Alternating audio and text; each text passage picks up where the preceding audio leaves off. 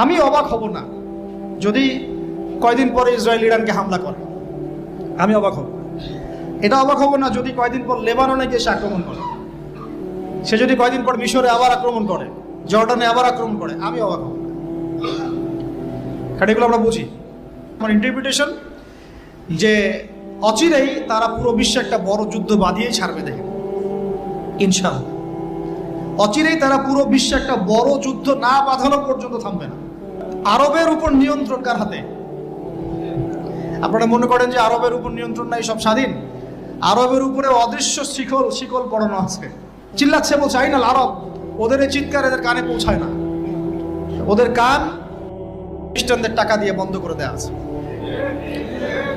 ওদের এই মাজলুমদের চিৎকার ওদের কান পর্যন্ত পৌঁছায় না, কারণ তাদের মসনদ টিকে আছে খ্রিস্টানের সমর্থনে।